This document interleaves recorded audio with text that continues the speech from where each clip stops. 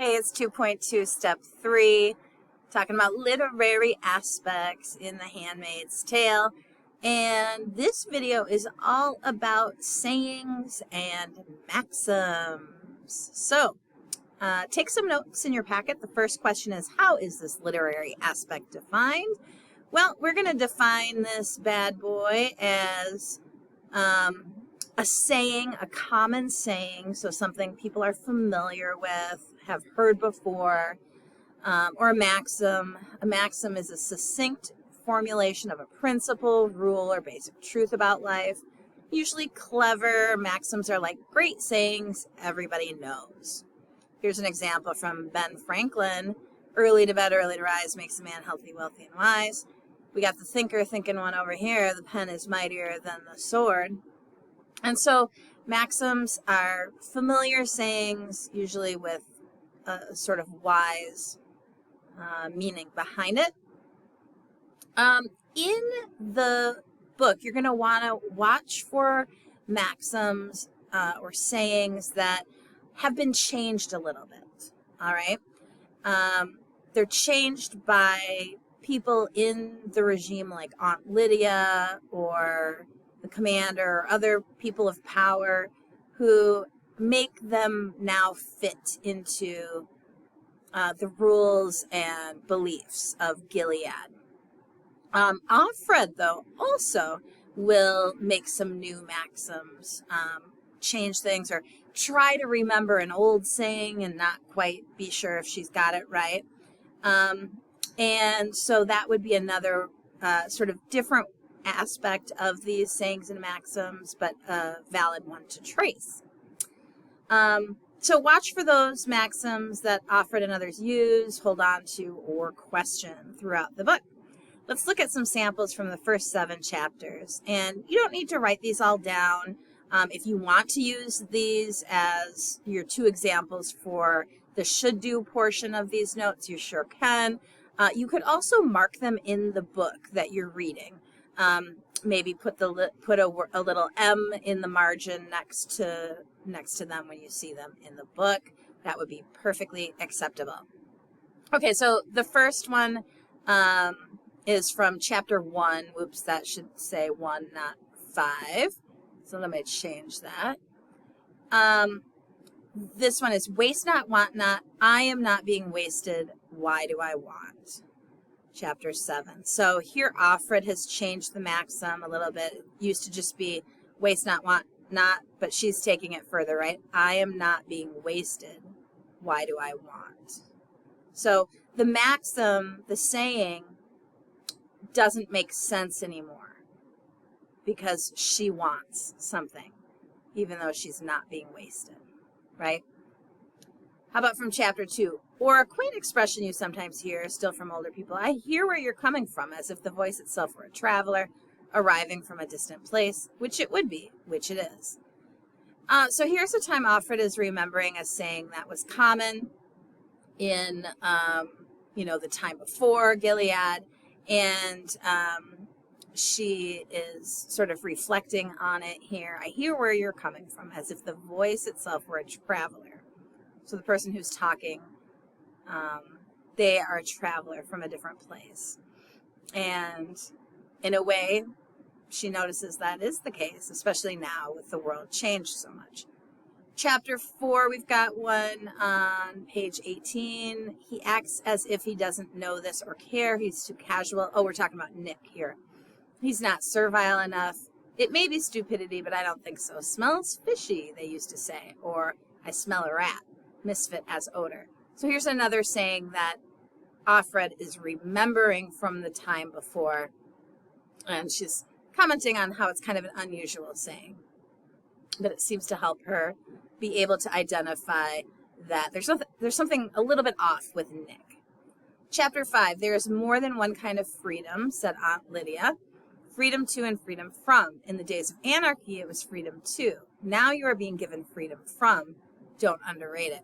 So this is a maxim that Aunt Lydia has really created. She's not taking an old one and changing it.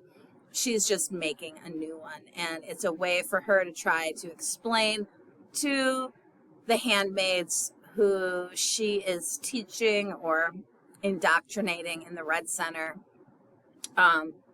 why life is better now, right?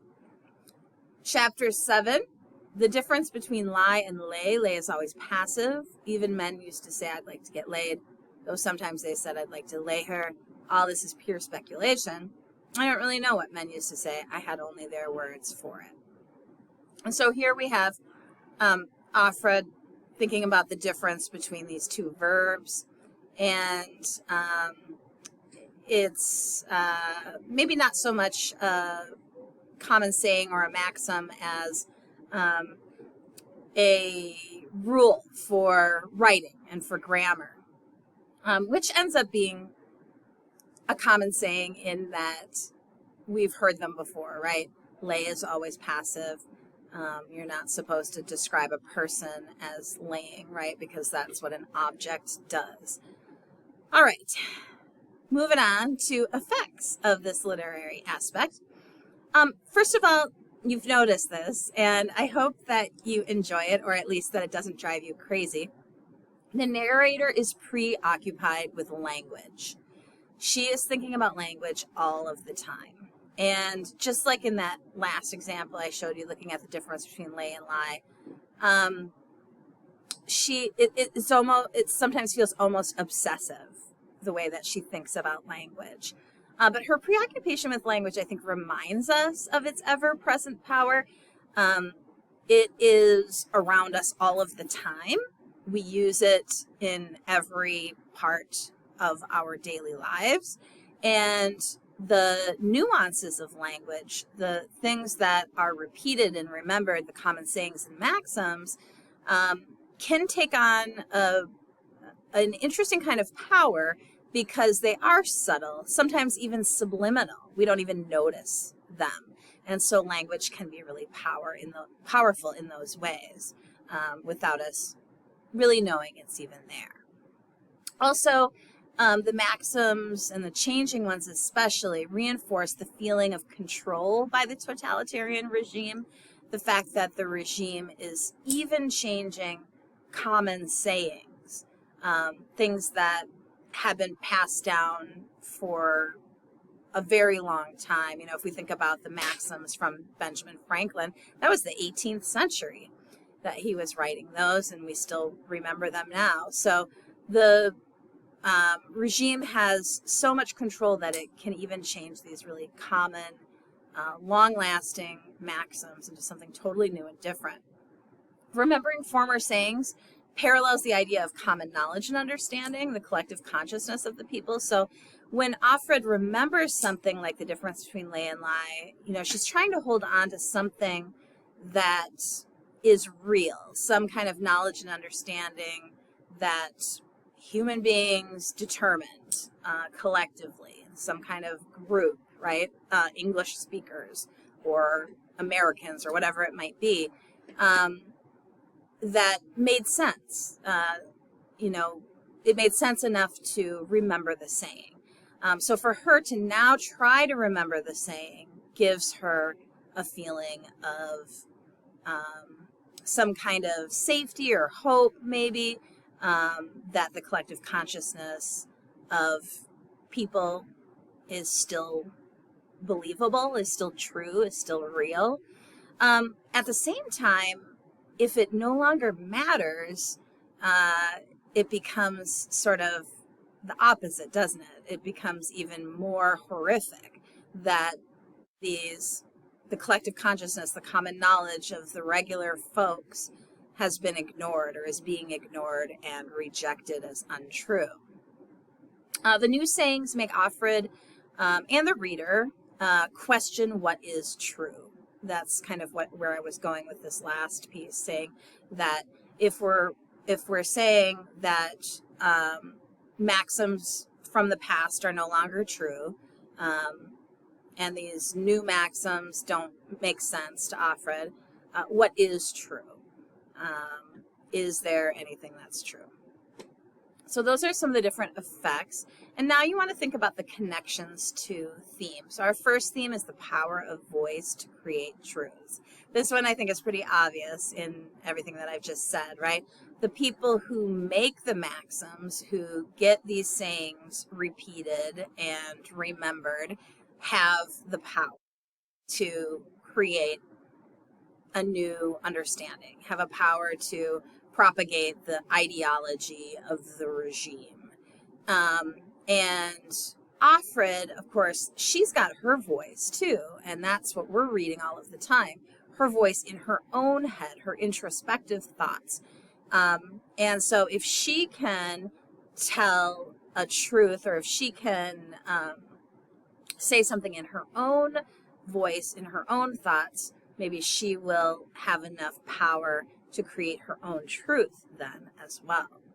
How about resisting oppression like a girl? Well, in trying to remember the old sayings, or in trying to make sense of how the saying has been changed, Offred is resisting the voice, the lies of the regime of Gilead, right? And she's doing it like a girl, in sort of a stereotypical female way, in that she's keeping it in her head. She's keeping it to herself and just sharing it with us, the reader. It's a subtle way. It's a way that's going to allow her to last and not be found out. Innocence, guilt, and redemption.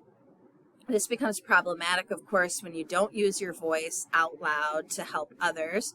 And so watch for this, how this comes up in the book.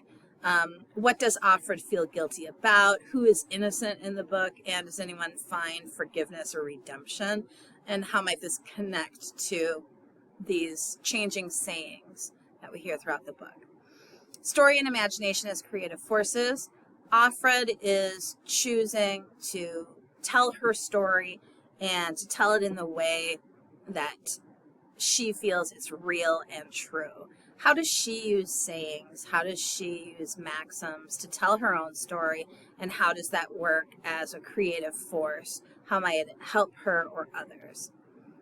Okay, so that is the video on sayings and maxims. Your job now is to try to find some as you keep reading. And you only need to write about the 2 best ones through page 106. You're going to do that in the should do section. Like I said, feel free to take some that one or both from the examples that I gave in this video, or your own that you find. Good luck as you read, and I look forward to talking to you in your Jigsaw group about this literary feature.